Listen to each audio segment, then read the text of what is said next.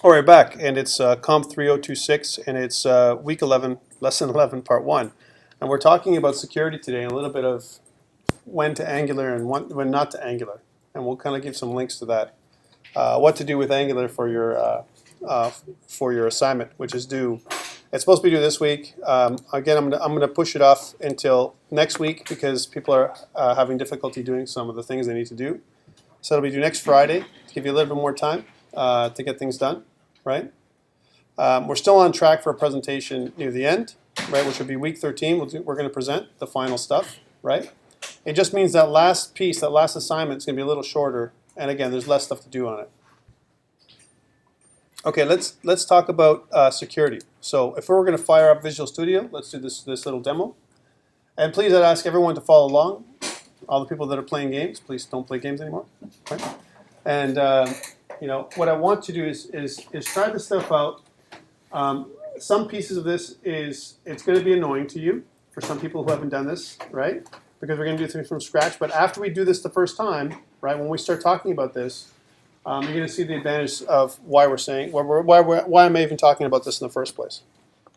Some of you said last week. Here's an example. I'm going to respond to some of the questions that came to me last week. Tom, why am I even bothering learning security, right?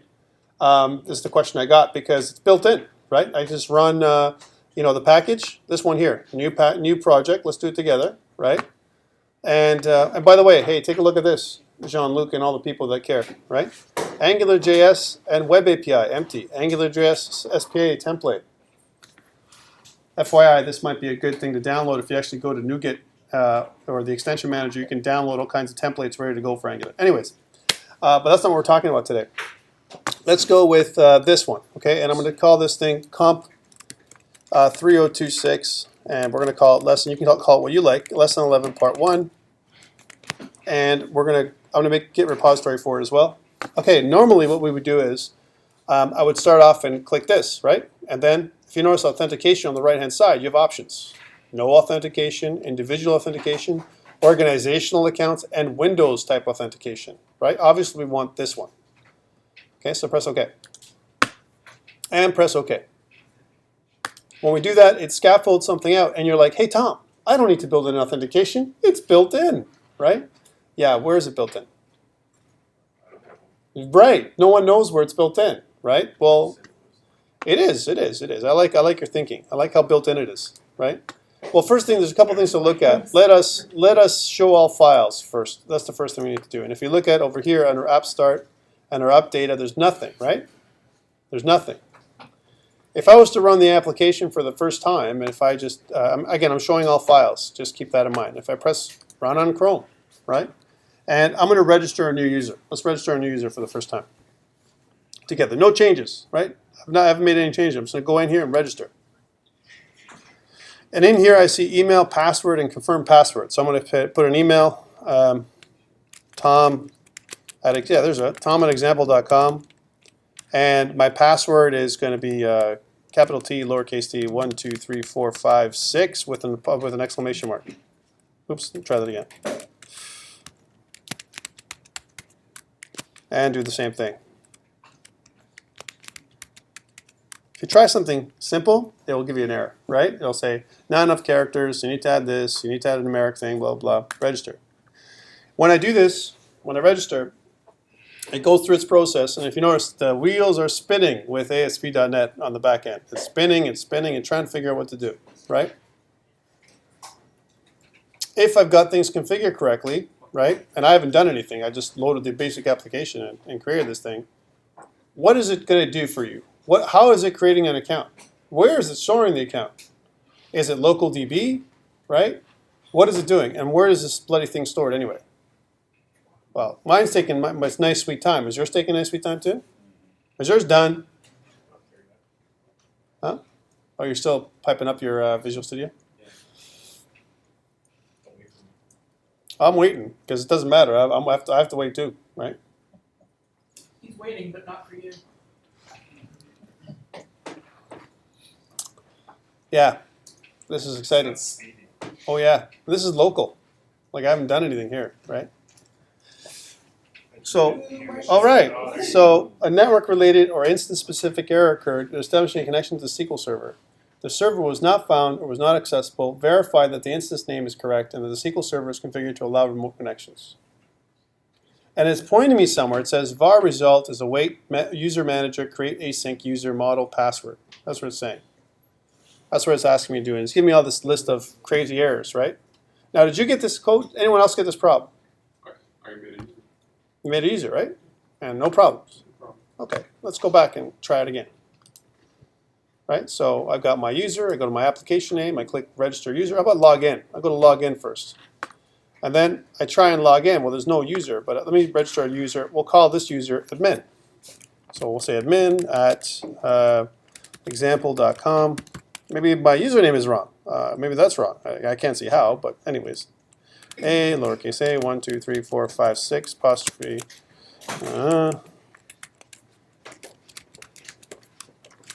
And register. Gosh darn it. What's wrong with me? Well, how come it's not working? I did the exact same thing you did. How come mine's not working and yours is working? Are you hosting yours in the cloud? Nope. No. You hosting yours in the cloud? No. Oh. Well, there's a string, there's a problem. And I know what my problem is. I have many problems, but I know what this problem is, right? And it's not what you think. It's not because of, it's giving me the answer. The answer is something's wrong with my connection string, right? And if you have this problem, and sometimes you do, Kevin, it looks like you're almost ready, right? Yeah. Tell me if you're having a problem too.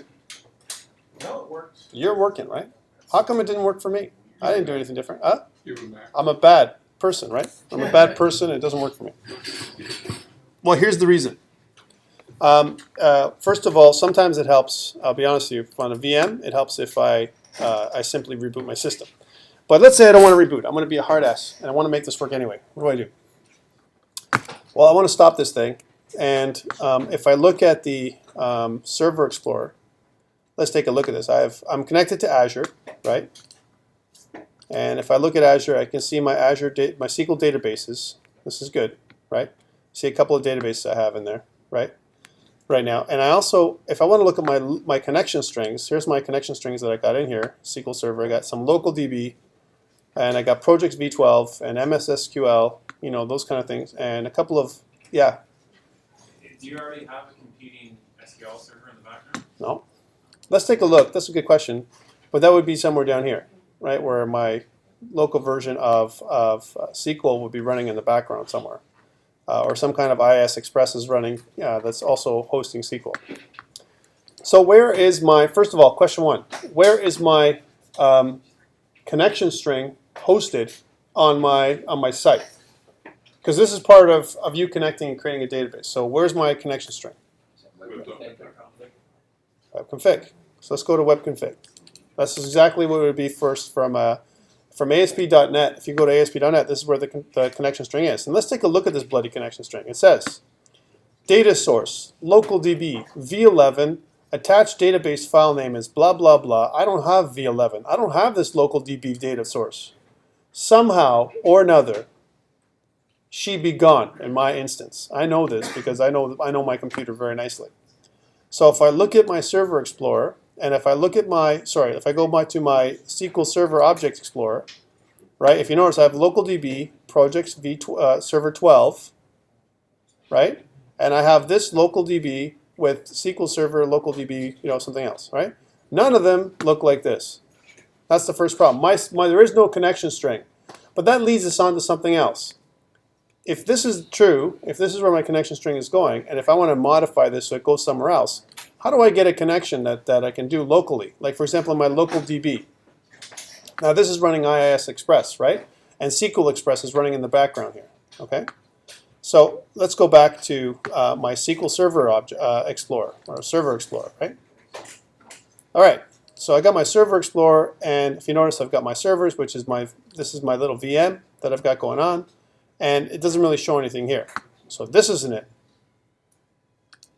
Here is definitely it. These are the connections, right?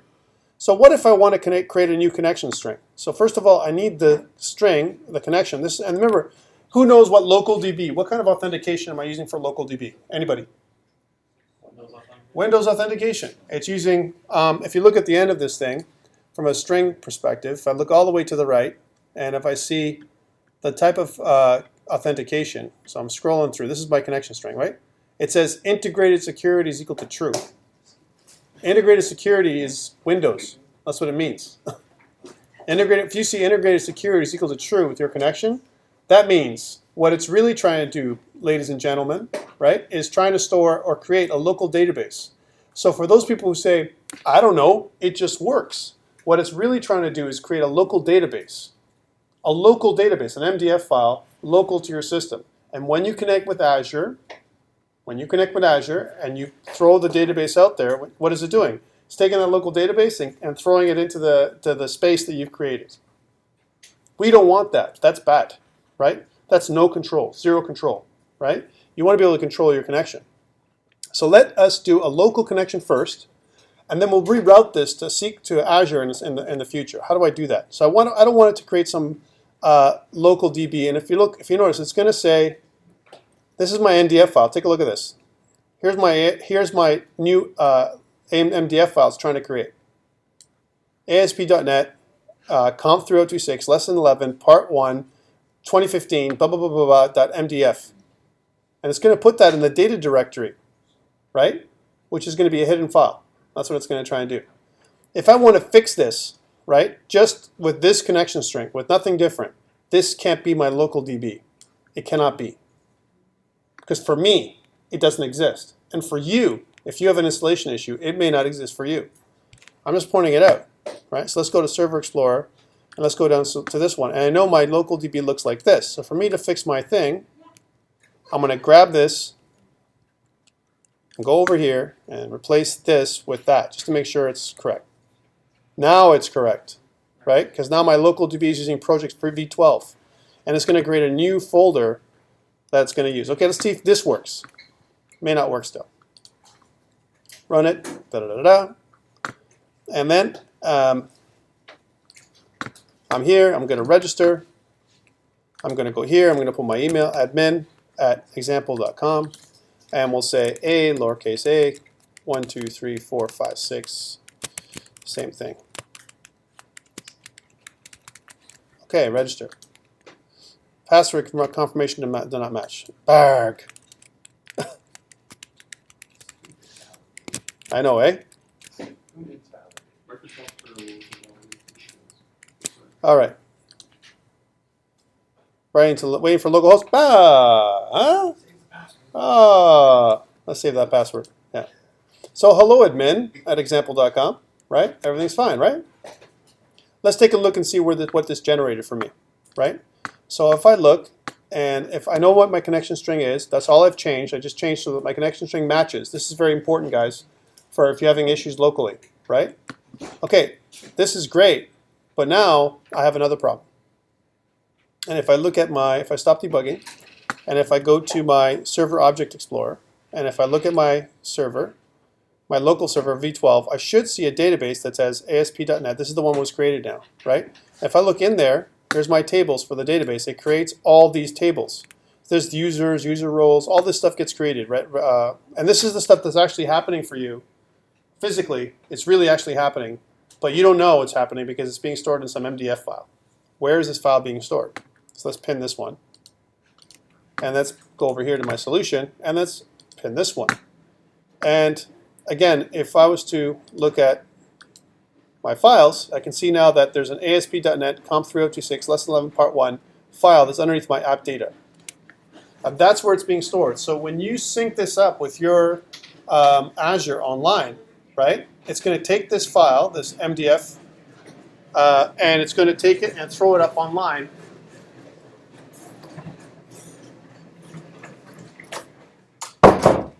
It's just a night to roll printers around. Anyways, and this is going to try and take this thing and throw it up online. Now, obviously, it's going to take the data that you form in here. But let's say I want to work directly with Azure. How do I make a connection string with Azure and directly work with Azure as opposed to do this? This is a middle step. This is kind of an ugly step, right? This is like my ugly stepsister, right? Why would I do this, right? I would never do this. Remember that. No, I'm serious. It's ASP.NET, right? MVC5, when you go into this first template, it's just a template. We want to mash this template around and make it your own. So if you've already got it, so it works, guys, it doesn't work. It's just a local DB that's being transferred, and you have no control over it. You might even have multiple databases happening. You know, one for your usernames and stuff like that, and the other one that you're going to use with EF, right? Entity framework. So let's make it so that there's one database.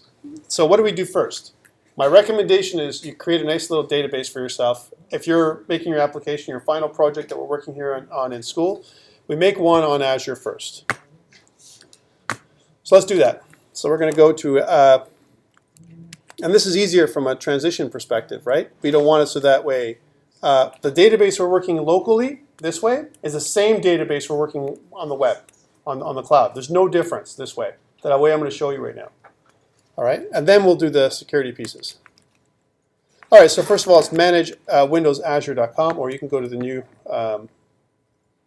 window. So I'll log in here. By the way, things to mention. Visual Studio 2015 got released this week on July 20th, right? And for some of you, that's fantastic, right? For most of us, though, it sucks because we don't have access to it on DreamSpark. Yes, we Not do. yet. Not yet. Yeah. Where?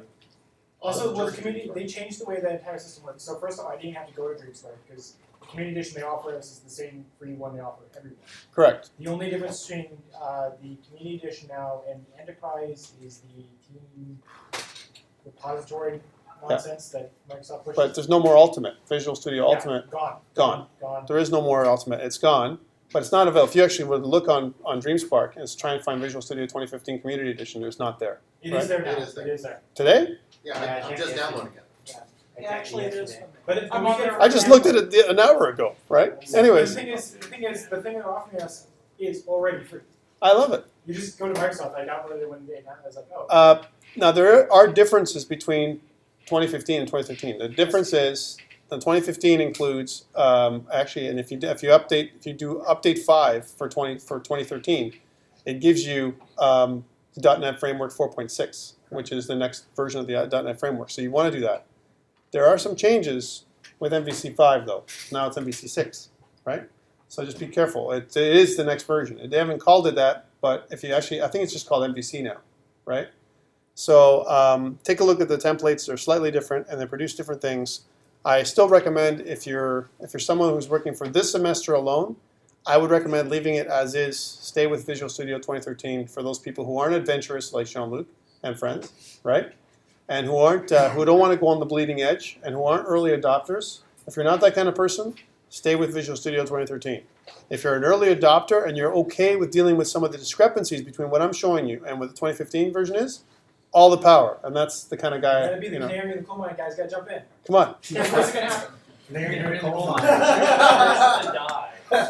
They were disposed of on regular I know. Oh, boy. I did social contacts, which is why I use those specific words. All right, but I recommend from a nice transitional effect, especially if you're one that's running online, this is a good thing. If you're on a VM, right, you can actually, I think you can actually get a VM from Azure that has 2015 Community Edition ready to go. So you don't have to get that again. Okay, if I go plus here, I'm going to add a new database. I'm going to do custom create instead of quick create. There's a reason why. If I go custom create, I have a little bit more control. I don't want to use every DTU that I have. I want to go basic here. I don't need more than 2 gigs, of my server, right? I definitely want to choose the server that exists. I want one that already exists. I don't need to create a new server. What's a DTU? It's basically data units, right? Data transfer units, if you will, right? So if you basically units of database throughput units. There it is, database throughput units.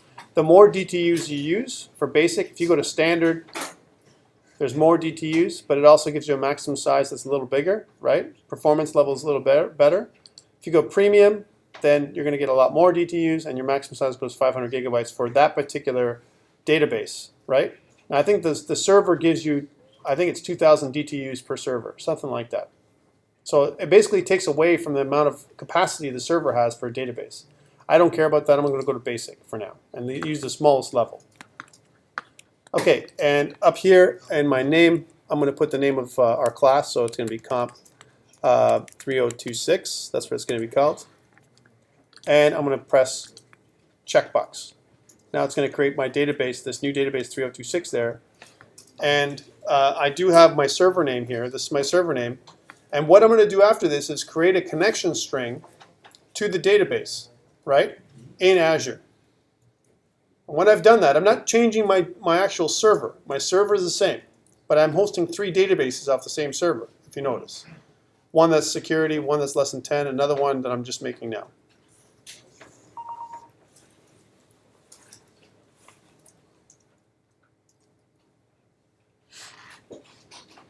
Let's wait till this is done.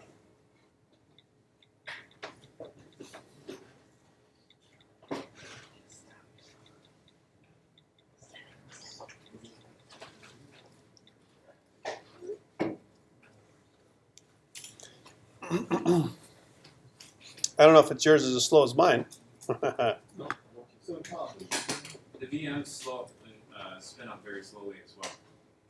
So you have that MDF file, right? Is there a way to just transfer that? It does transfer. It does. It does it automatically. But you don't want that. Why would you have 2 different files, right? And even if you transfer it, the database is totally different, right? If I actually have, imagine, I have one database that's for my usernames and one database that's for all my other data. Why would I want that? I want one database for everything, right? And that way, if I want a relation between my users, which I'm going to do today, and this is my little trick I want today, I want you guys to help me to build a to-do app, but that actually works with MVC5. And when any of you guys log in, right, and create a to-do, you can only see your to-dos, right? You can't see the other people's to-dos. How do we do that, right? So this is what I want to build today, right? Won't be difficult to do within a couple hours, right?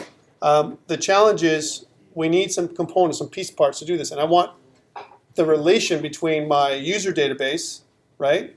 And I want a relation between that and my to-do database. So here's my to-do. Which user is it that entered this to-do? I need to know that, right? So you're going to help me build it, right? Because you're going to tell me the code to write, right? Because it's almost like you're building your own little app. This is good practice for you, right? And on the back end, we're going to use one database. Okay, so here's my COMP3026. I got my database that's running right now. There's nothing else I need to do at this point, right? But I do want to create a connection string. How do I do that?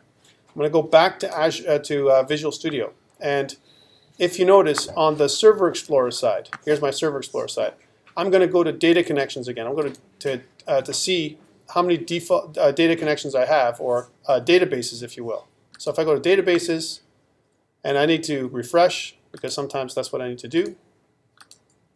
It's refreshing. I should see right now 3026. There it is. Okay, here's 3026. What do I do now? I need to create a new data connection. Here's my default connection right now, which is COMP3026 lesson 11 part 1, and it's connecting with my local DB, right? I don't want that data connection anymore. I'm going to kill it in a second. But I need to first create a connection for this one. So I'm going to right click, and I'm going to open in SQL Server Object Explorer. When I do that, it's going to ask me to log in. So let me log into the connection. And I'm going to remember my password. And click connect. If I did everything properly, it's going to switch me over and create my connection for me. Right? And there she blows. Right? And if you notice, right, I've got my new database, 3026, right here in my new connection window. Okay, now that I got this, if I click Properties on the right-hand side, look what I got here. I got all this, right? All this data right here. So I'm going to pull this window nicely open as much as I can fit here, and close this up a little bit. And this big, long connection string, I'm going to copy it all. Go all the way to the end. Right? And I'm going to copy this. Okay, now that I got that connection string, I want to take my default connection string in my web config. I'm just going to close up these windows. Right, here's my connection string, and I'm going to take this connection string and replace it all the way to the end.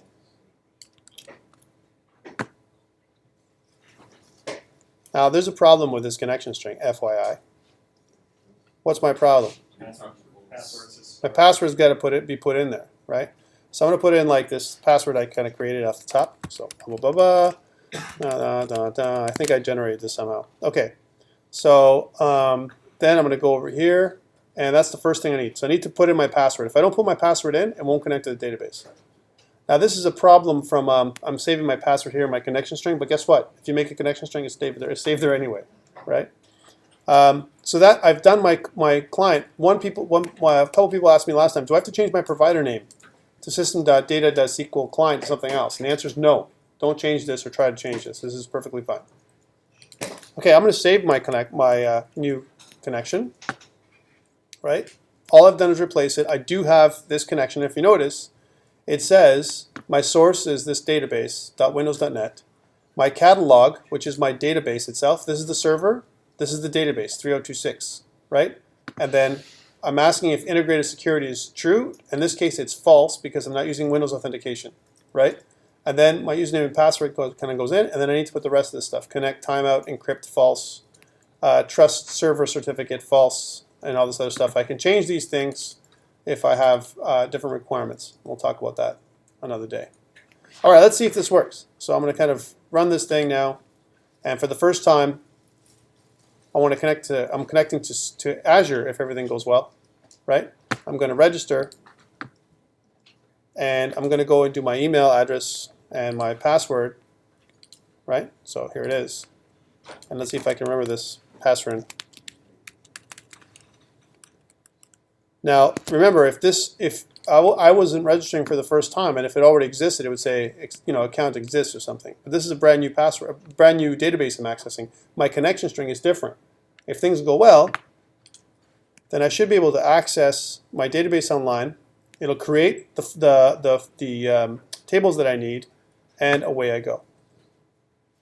All right, so it looks like I'm connected, and now I'm connected to Azure. I'm not connected down here, right, to the local database anymore. Let's check that to see if it's true. I'm going to stop debugging, and I'm going to go over to my Server Explorer, or my SQL Server thing here, and I'm going to look at, if you notice, I've got my connection now, my database, and I've got my 3026. I should be able to see in my tables a bunch of these tables I've created. If I did it properly, you should see the same kind of table structure as I saw before with the additional tables.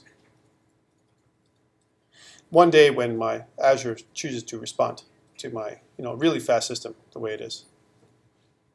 So if you wanted to upgrade to a better server, all you need to do is just switch the connection string and it'll automatically create all the tables and everything. Yeah, man. If you're using EF, yeah. For servers or VMs, let's say you're like, this is too slow, and you pay the extra money to upgrade it, or does it like Ramp up? virtually upgrade the server, or does it migrate it to a faster one?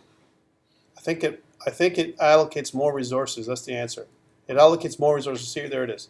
It allocates more resources to your server based on your requirements. It's all So on it the ramps same up. server. Yeah, so basically remember your server isn't dedicated, right? Right. Your server, the one you're paying for, this virtual machine that you've got going on, is shared. It's a shared virtual machine that's on a shared hard drive somewhere. You can ask for dedicated servers as if you create a new VM, a completely new VM with other stuff. If you're talking about that, then it has to recreate it completely. Like it actually takes up more resources and maybe even makes its own machine happen, whatever, right? But if you're talking about just ramping up the database, right? All it's doing is saying, give me more resources, give me better performance, right? So it takes up more of my server, right? That's all it's doing. Okay, anybody here with me? Did you guys do this with me? So basically, if you notice on the left-hand side here, I've got all these tables now, not just locally, here's my local database, right? But also remotely. Now I don't need this other database anymore, so I can certainly close off this connection and kill the database, and it wouldn't make any difference. The good thing when working with this is I'm actually working with real data that's online, right? So I don't have two different servers that I'm running with. And for your local little assignment that you're coming up with, your project that you're working with right now, it really sucks when you try and put all your data in locally, and then you migrate, and you have to put all that, I'm talking about user data, and then it's gone, right? You don't want to do that again. That sucks. You don't do that anymore. Okay, now that I have a local connection out there, I can create a data store alongside it, right? Like we talked about, a to-do database.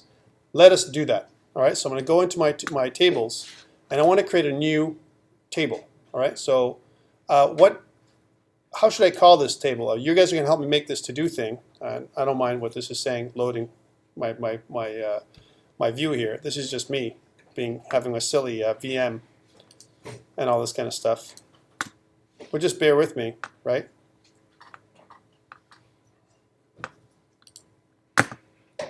So I want to do a new table, right? And I'm wondering if I can refresh this somehow. I don't think I can. Let's just do that again. So add new table. Yeah, it's going to be one of these add new table kind of days. You can manually do it. Oh, I can do it here, yeah, for sure. So I want to add a new table. First of all, the table should be called something, right? Should I call it to-dos? Should I call it to-do? Should I call it list? What should I call it? A task? A task table. Matt is saying a task table. Anybody else have any other ideas? We're making this together, guys. I want your input. Tables is proper story, sorry. What was that? To do, it's the to-do table. It's a to-do table. So it's all my to-dos, right? So what should I call it? What's the proper semantics when I make from a database perspective? What should I call this thing? Right? To do, right?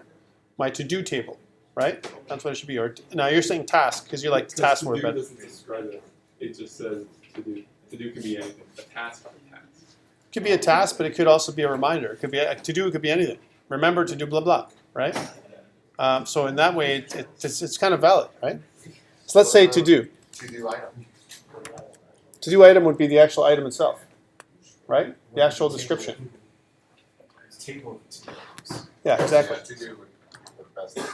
All right, if I want to add in from a, I want to make this, I don't want to just make this a primary key.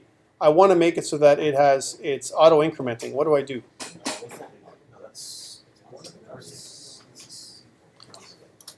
I love this that it's taking forever, but it just sucks. It won't even generate it for me. Yeah, let's just do da-da-da-da.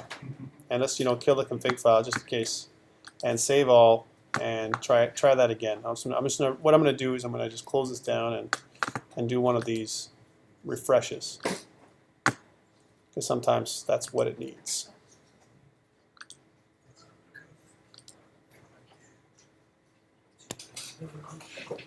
So I want to create a to-dos table. That's what I'm thinking, right?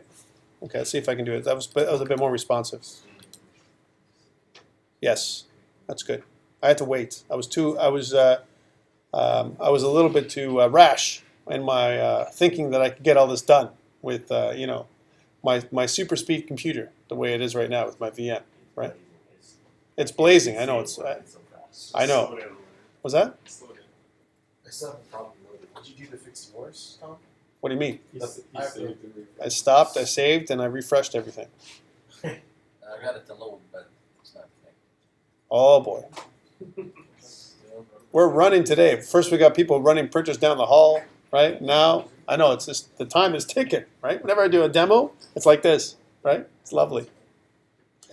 Anyways, so what we're gonna do is, this is my scope, so I want you to help me plot this out. So I got my to-do table. We'll talk about this while this is bloody loading, right? I got my to-do table. I'm gonna have a couple of things. I wanna have my ID, table ID, whatever it's called. I'm gonna definitely have my to-do item, my item, whatever it's gonna be, right? I also want to have some kind of description, a detailed description. Maybe I want to have, like, in a text area, some kind of text box that shows me more details. So I'll have like a short description and a long description. My item will be the short description, and my description will be my long description. All right? You'll have a title and you have a description. Is that what you mean? Basically, but I can call it title, or I can call it item. I can call it whatever call it whatever you like. But two things: one's a short description, and the other one's a long description. Okay. I also need some kind of relation, right? A foreign key that connects with my user table, right? So that way, when I have my user data, if I have it's a username, right, that comes in, I can do a filter that kind of compares it with my user table. So whatever my user is that logs in, it's going to keep track of my to-do and who it belongs to. Okay, that's what I want. And we're going to try and generate this thing again because I've got no patience. And we're just going to just do one of these things here. We're going to refresh this table. And we're going to open this up here and let it do it again. Sometimes it just takes us a little bit longer than I'd like. Right? But we got to get this done. Once we get this piece done, we can make the model. And from there, we can scaffold everything out. Right? All right, so let's just try this again. Add new table. It should be faster than this, but it's not being fast today. And I have no other way, unless I use a SQL assistant, and I think I got that somewhere in my thing. Let's see if I can pull off another tool as opposed to that one. And I believe it should be under the Microsoft stuff. And if you notice, I just love Windows 8, eh? Windows 8 is fantastic. What a tool. Huh? It's right here. SQL Server Management. I just put 10 on my email. Did you? 10's coming out at the end of the month. Why would you do that? Then you have to do it again. The RTM is already done. I know. It's 10:48. Yes, I do have the answer. I'm just going to use the management. Oh, look what I pull out the management studio and you know, Visual Studio said, no, don't do that. I'll do it for you. No, wait, please don't. Wait, don't do that. No, don't do that yet. Don't do that yet. Okay, I'm clicking on ID, and I'm going over to identity, and this is important. If you look at identity, we want to make it auto increment, and we've got to change this value to true, right? Otherwise, it won't work, right? As before, right? And we'll just kind of close that up a little bit more. Okay, so that I just this identity in there. Now we want to add a couple things. So Matt, I'll go with what you said. All right. So you're saying make it a title. Is that what you're saying? Do you guys disagree? Come on, this is like a class thing. We're doing a class project today, right? Title. Title. I think I hear title twice. Okay, title. We're gonna make it varchar. We don't. It shouldn't be that long. I don't think I want more than 50 characters. So varchar 50 should be fine. Why does it default to end varchar? It's the culture that it's defaulting to. That's the answer. The culture. Yeah, we're culture English, right? And we're here local. It's a localization thing. So if you use varchar, what it does is if you move towards something else where you're storing your stuff in different languages, then varchar allows you to shift your culture. So it translates from English to German or whatever, right? So you can have multiple different kind of labels, and the way the views look, the way the data is stored in the table can modify according to location. Okay. But beyond that, let's go to title. And now title will be the next one will be description. Okay, and I'm not going to make it varchar 50 anymore. I'm going to make it varchar max, so I can store as many as I want. Right? All right. Here's the challenge. What do I put in? How do I incorporate this thing and to connect with my my .NET users table? Just to show you this, first of all, let me save this. I'm going to save this locally here. We're going to call this to-do because I already have this to-do table made, right? But I'm going to make it up again. Let's call this to-do. Save. Oh, by the way, I should probably rename the table. I don't want to fix it. To-do. Here's my to-do table, right? And it modified by name. Okay, cool. So here's my ASP.NET user. If I want to view data, here's what my user data looks like. And one day, when it decides to come up, we'll have that answer. Yeah, it's okay. I already saved everything, so worst case scenario, I kick it off again, right? Woohoo! All right, so let's take a look at what I got here. I'm going to unpin this one for a second. I've got this long string of data, and one of the things I noticed is I've got an email address, which is kind of cool. I also have this username down here, admin. So I've got my username and email address. And I don't have an email confirm. What's this email confirm space mean? Anybody? Yep. Verified, basically. Yes, it's a true or false. So basically right now, the reason why it's not true, we can change it if we want. But the reason why it's not true is because typically there's an email verification process where, remember, typically what we do is we send out an email to the user to their email that they specified, then it comes back say to a custom location that that kicks off our verification and does almost like an update to our database. That's what it's really doing, to say been verified. So I know that an email address exists, right? So what we're connecting with is something called username. This is what we want to connect with, admin@example.com. That is a username that has to be incoming with this model, all right? Admin@username.com.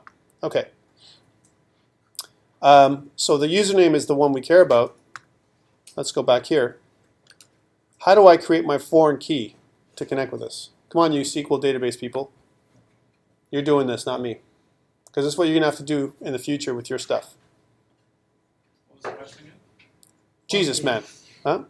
Yes, Matt. Okay, so here you're gonna call it owner ID? Maybe? Owner ID?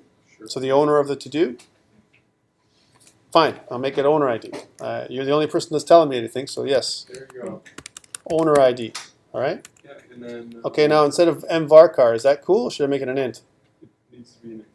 Wait, Well, actually, no. It depends on what the. this thing's not in it. If you go back, it has dashes in it. What do you mean? I'm pretty sure that stores it as like an enter 128 or something like that. Yeah, go back to the ASP document. Yeah, the second, Yeah. Put that up. Yeah, see the ID? What is that stored as? We can find that. Well, we definitely know the username we can use here. What if- IDs No, are you never indexed. use the username. What is that? No, but the IDs are indexed. It's faster on a SQL database unless we make a separate index on usernames. Which. Okay, so what is our ID made from, right? Our ID looks like a hash, 13A3 something or another, right? So let's take a look at, this is the data, right? One's ID, the other one's username. We have to decide which one we want to use.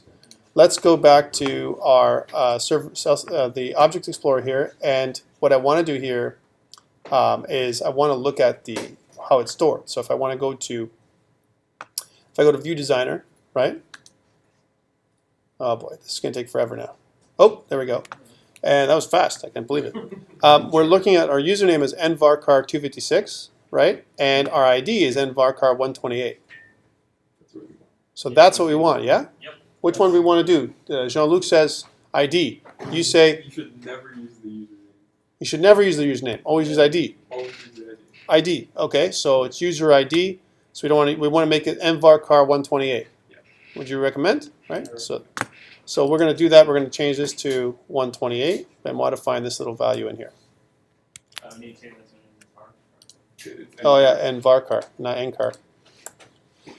Nvarchar. Sorry, it's a little bit finicky. Okay, we got that. Now, do we allow nulls for this one? No. Do we allow nulls for title? Yes. No. No. None of this should allow. Title should description. Okay, if they don't want to enter the full length description, we can edit that later. But the title should always be there, minimum. There should be some kind of thing that allows us to keep track of our thing, or else why even do it to do, right? So I don't think it should be allowed for null there. Definitely not for title, for description. Yes. Owner ID. Yes. Okay. How do I connect them? Four keys on the right. So what? Add me And now what? What do I call it? for your name. Tell me. You could go user to do. FK, whatever it was. FK user. FK to do user? underscore FK underscore to do user. There we go. the name. What was the convention there? It was like FK underscore. To do to user table. Yeah. Yeah, it's fine. But you can change. Okay, so what's this column? This column must be changed. What do I change it to? Is this our local column, or is this our huh? That needs to be changed to local to the owner ID. Okay, so this needs to be changed to owner ID. Yeah, is it true? I believe so, yeah. Owner ID. Okay. Oops. There we go. I have to spell it properly because if I don't, then it won't work. Okay, and now my table to the table. Well, this is where it becomes a little bit more challenging. It's the app net users, ASP net users, right? So ASP net users. Let's put that in. ASP's got to be spelled exactly the same way. Okay, and then to table column ID. Yeah. Yep. Would you agree? Okay, cool. Looks like our foreign key is there, right? Is there anything else we need to do? Index. Hmm? You could index it. You want me to index the foreign key? Can you do that? I'm just curious. Well, first of all, we'd have to look at properties. And we have to go over here. What's the benefit of having the foreign key set up when you can just call a join statement to SQL? It's performance. When you're dealing with SQL and you have an actual foreign key, there's a performance game. There's also a relational link that happens in the back end as far as data integrity as well. Because the SQL will manage basically verifying that things exist before you go get them out of it. Isn't it the relation a relational database? Right. Exactly. Well, a relation is a very vague term. Specifically, we want to get into specifically why we do it. Relation is just literally how does it relate? Right. It's an abstract. Relation. It's an abstract It concept. doesn't support that specific concept of. So we want to make a connection. It's a connection with the user table. So that way, we can index, like Matt is saying, it's not an index table, but we can create an index to say, if this user ID, my user ID is the one that's creating it. Now here's the question: when I create my table, my form, right? When I create my form, how does that user ID come out? Like, does it read the user, the current user, and then how does it index its user ID? That's the question, right? So I've got my owner ID, but my owner name, I want to put that in there, or do I care? No, did you just do a call for that? Are you guys good with that? Okay, I'm good. So you guys are good. Let's check this out. Remember, once we make our table, we have to update it if we have to make changes later on. Okay. In terms of security, you wouldn't want to do that, though. No, we would not. Yeah. Okay, so let us go here. I'm ready to go. I'm going to save this thing. And now, when I save this thing to do, Should it be to do's? Isn't what we got into before where it started taking the last letter? I can do to-dos. No, but isn't that what it does? Doesn't it take the last letter? It does. I'm pretty sure it only So takes it's the gonna last be letter taught. off and it's plural. Why does it? No, it takes the last letter off if it's an S. Or an ES because Or an ES. Yeah. Well, what was it the other day that was doing to us? It was the singularizing the table name because the table was Student courses. or class, or I think it was student. You just got to make sure that when Or- you create the link, it asks if you want to have it automatically handle. Course, no, it was course. So if it's an E or an S, at the end it chops it off. Yeah. So it was an E, it was course, and it made it course with an S at the end. No, there was E-course. courses, and It- then it cut. It cut the E off. Cut the E Yeah, off. Cut the E right off, so it was course without the E. It was core. Well, it was core. Yeah. It's just the way it interprets plurals. Right. Anyways, let's continue. I don't like the whole thing. Okay, so Always turn off pluralization handling off. let us update this thing. So I'm going to click update, and when I update the database, it asks me for if I can either generate the script on its own, or I can directly update the database. And if you notice, it adds the foreign key as well. So let's click update database.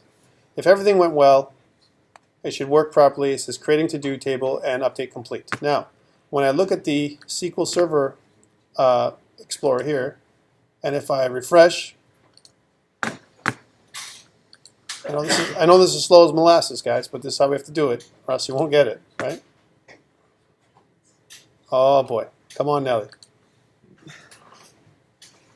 Come on, Nelly. Right? I feel like a southerner.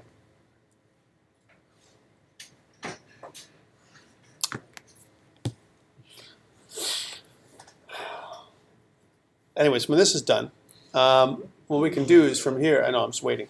Oh, you currently have one or more objects being edited. To refresh these values, close the edited object. That's why this is not working, because I've got it open. And this thing is seeing that I'm editing the object, which I'm not really editing. Visual Studio is so not user friendly.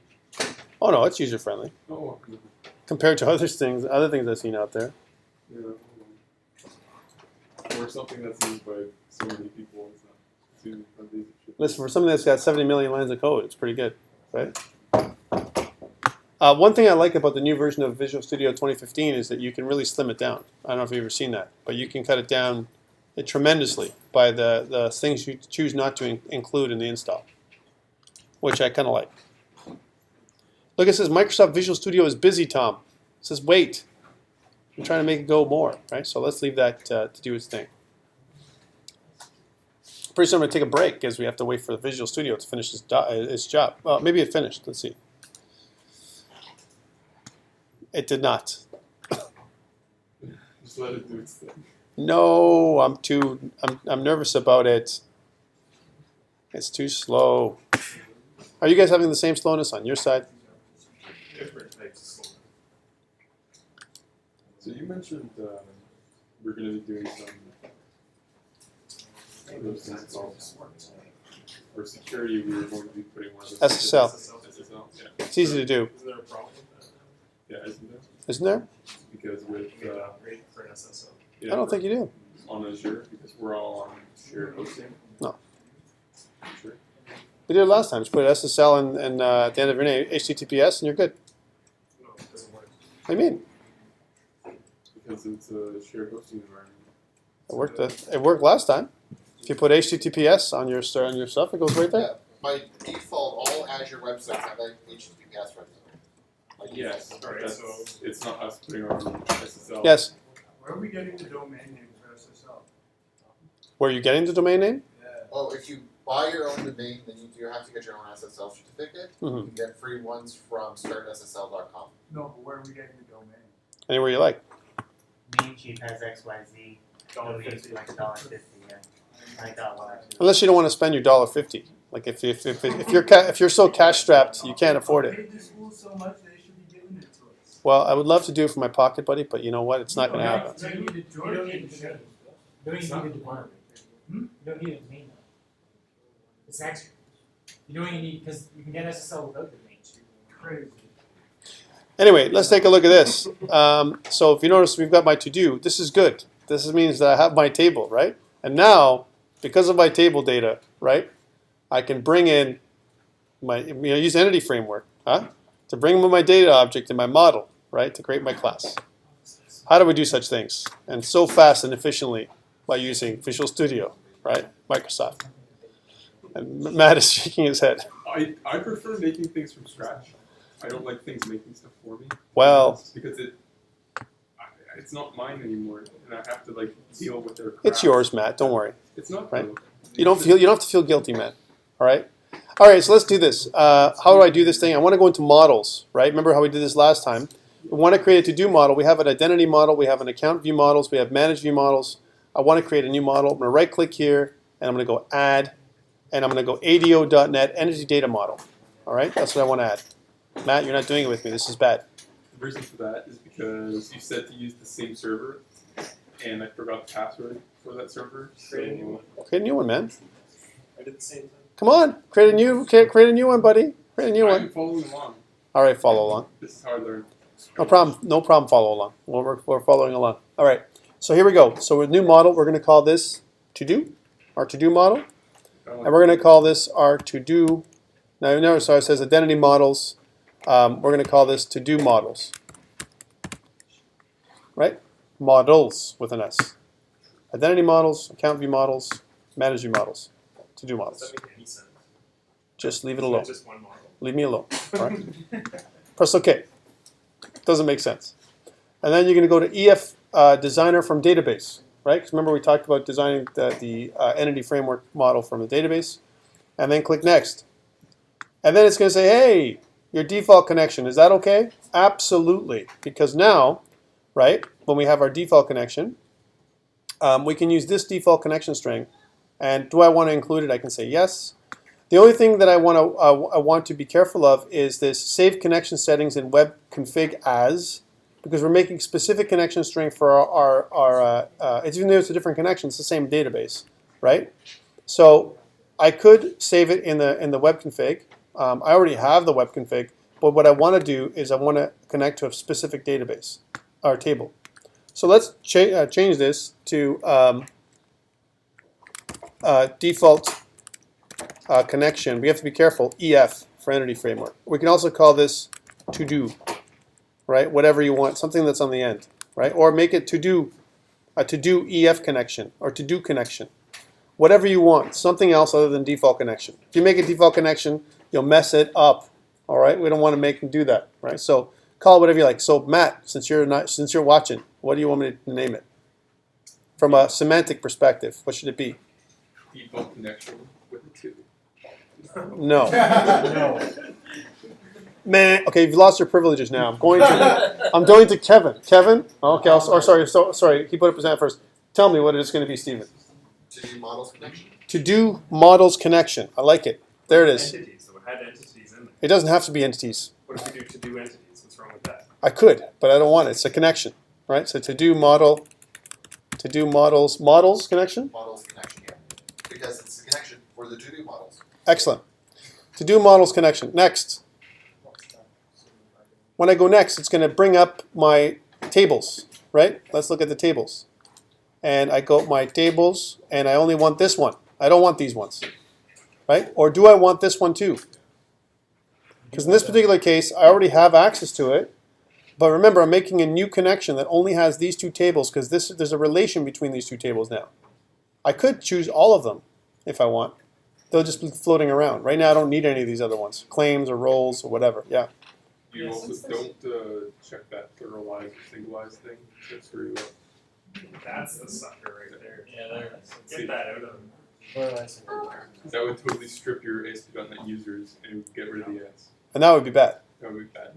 Right? So we don't want that. We want it as is, right? Include foreign key columns in the model, yeah? And this is the new model, 3026 model. Is that what should it be? No, it's our to-do model, right? I feel like I'm talking to a toddler. Okay, to-do model, right? And then finish, right? When I do this and I go and it becomes this is our namespace, our new model's namespace, to-do model, right? Okay, this is all confusing crap for some people, but the thing is, if we do this right, and if we're careful, if we're really careful, we have a new model that will come in. It'll be called to-do view models, right? That's going to come in. Let's see when it does. And we're going to have a brand spanking little model that comes up with a diagram one day. And with a little relation. See the little arrow? We have a little diagram that comes in from one side to the other. There's a relation. And there's a 1 to, what kind of relation is this 1 and then this dot? What does that mean? 1 to many connection. All right, so that's neat. I like this. It says AppNet users. Doesn't chop off it doesn't depluralize everything. That's not good, right?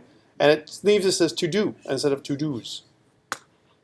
Okay, that's all we need to do with this one. We can save this thing. And if I want to, redraw the diagram, that's what this diagram's for. I can add additional things here, and I can update the diagram from the model. Okay. That's cool. It actually checked to see if we have the entity framework in there. If we need anything, it'll go and grab things from NuGet and put it in. We already had an entity framework, but now it's there. And the great thing is, because we did that, if I look at the SQL Server database stuff, then we're getting the model right from our SQL Server. So anything on Azure. So anything we do here is going to be reflected there, which is a good thing, right? We don't have to do it twice. Okay, cool. We've got piece parts of our model. What we need to do now is generate from the model, I want to generate my controller. How do we do such a thing? Well, we're going to right-click on controller, right-click, and we're going to say add controller, right? And when we add our controller, we're going to choose MVC controller with views using entity framework, right? I'll wait for you guys to do that. Yes? If you don't have a problem with MVC6 and MVC5 is tested and true, standard, like if you're a business, you'd probably stick with MVC5, right? Until even MVC4 works great. To be honest with you, there's not a lot of difference. I mean, there's lots of little improvements. Bootstrap is the biggest improvement of that one, yeah.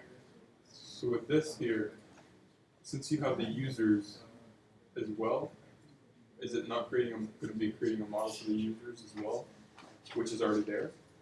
It'll scaffold it out, but I don't need it. Exactly. So would you not want to just do like? But that's it's called account. It's not called users. No? No. See if on the right here, if I add my scaffold, under my my models, I have account view models, identity models, manage view models, Right. and this one is the to do models, right? Which And contains the two things, does it not? right, but it won't overwrite my controllers. Okay. Like it won't overwrite my stuff that I have there, and if it does, it'll give me an error. Okay, are we ready to go to the next step before we pause for a break? Okay, let's do it. So I'm going to click Add, and when I do that, it's going to ask me for the model class, which I already have, and I choose the model class, which is to do, Right. right? and then my data context class, which is my to-do models. All right, that's my data context class, right? Now, it asks me, do I want to use async controller actions? I think for now, I don't know if I need that. I'll be fine with what it is. I can also see if there's a layout page I want to use, right? Leave empty if it is set in a Razor view start file, which it would be. Let's leave it as is. And I want to click add. Now look at my controller name, to-dos with an ES. So I don't want that. I want to kind of skim that down to to-dos controller, right? Because it tries to add in to pluralize what I'm doing here from a controller perspective, right? Just like it does. We'll see other controllers in here like accounts controller and the home controller and stuff like that. You can name it whatever you want. Let's click add, and it says, hey, there was an error running the selected code generator. There was an error getting the type COMP3026 to do. Try rebuilding the project, and sometimes this happens, which is totally fine. So we're going to do that. We're going to cancel this whole thing and go build, clean solution. If you get this error like I did, and then go build solution.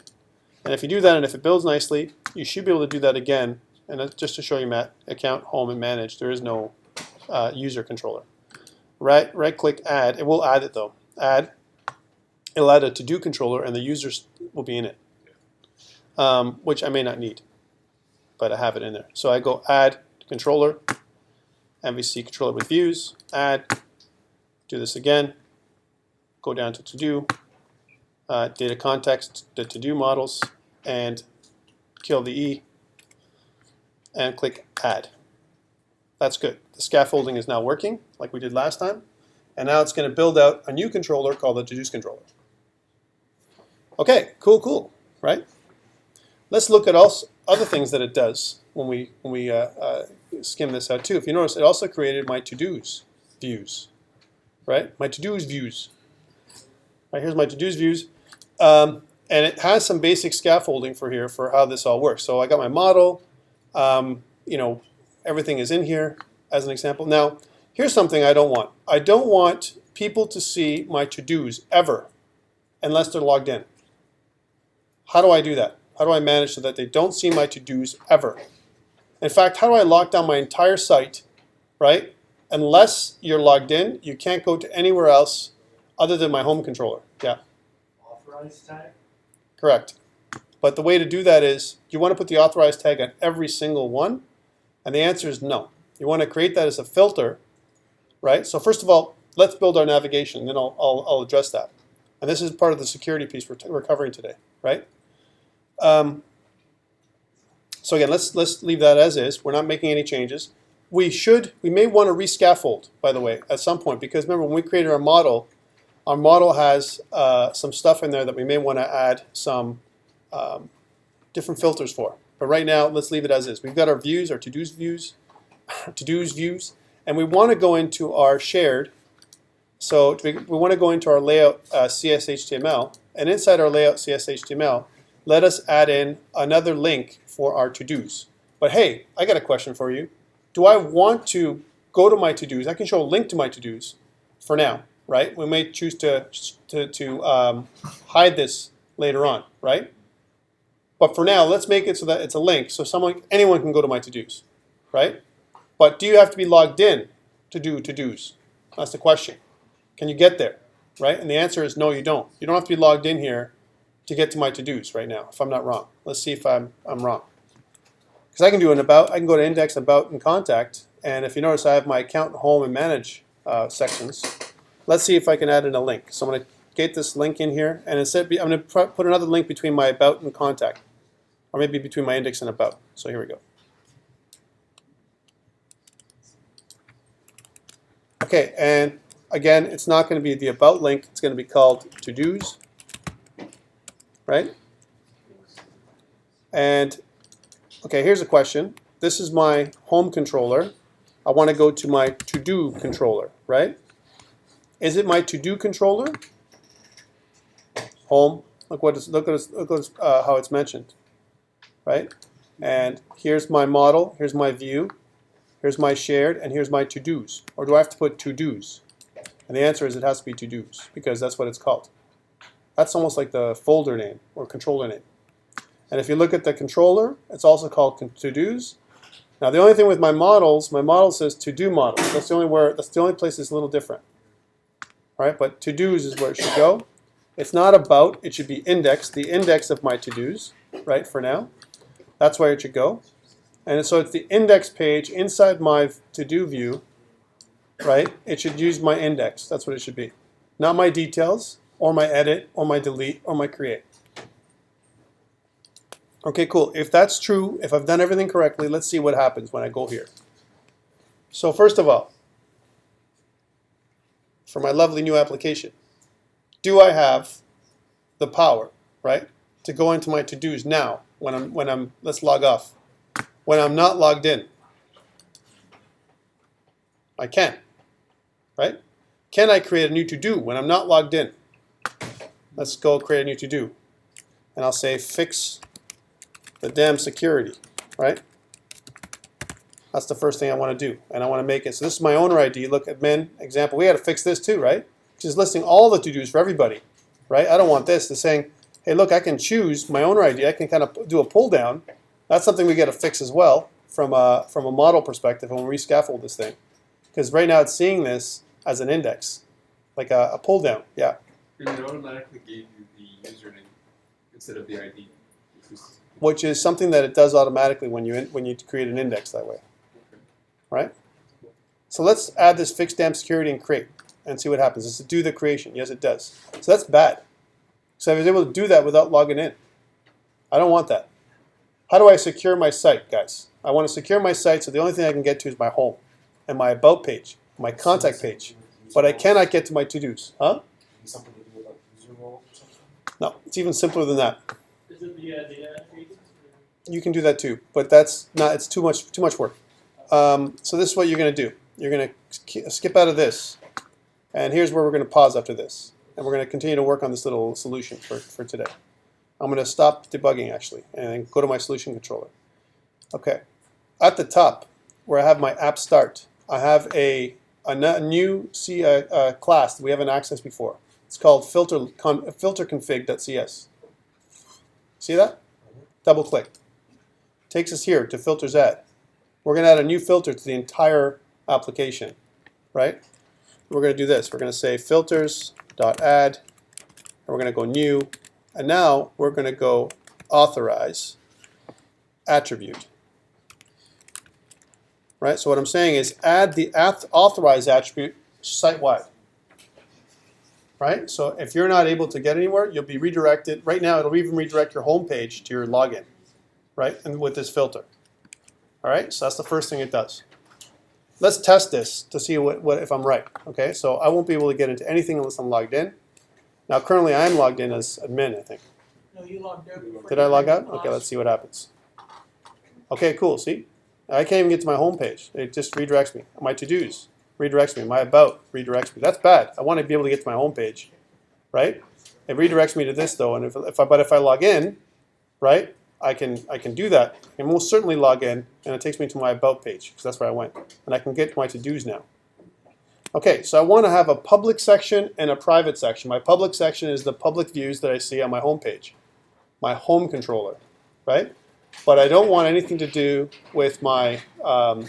I don't want to have access to anybody else have access to my to-dos or anything else other than outside of my home controller, unless you're authorized. How do I do that? Log off. I got to go down in here, and I'm going to go into I'm going to stop debugging, and I'm going to go into my home controller, and on the top of my home controller, what am I going to put?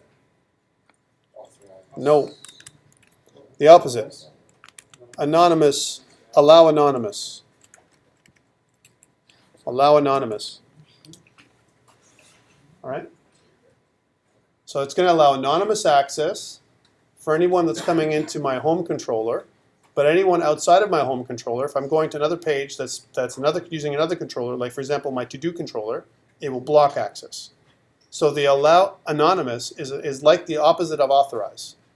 Right? Authorize would only allow people who are authorized. Allow anonymous allows people who are anonymous. And if you notice, inside my home controller itself, you would have areas, especially my login controller. If I go to my login controller, I can get to that because in my account controller, let's just look at that, I have authorize to get into my account controller, right? But when it comes to my login, I have allow anonymous. It's already there, right? So if I want to get my login page, I can get that, and you can specify per page, so for per action or view, or you can specify it for the entire controller, which is really a lot of power, a lot of control. There's a lot of granular stuff you can put in, like we just did here for the account controller. All right, so let's test this to make sure that I'm right, that I'm not lying to you, right? So let's try this out now. We're running this for the second time now, and now it's going to go to my home. And when I go to to-dos, I'm not logged in. I go to to-dos. It should take me to my login page, right? So it won't allow me to log in unless I'm go to my to-dos unless I'm logged in. Yeah. CAF closes in 10 minutes if you want to get this break. We're stopped. Thank you very much for that. We're going to stop right now and take a break.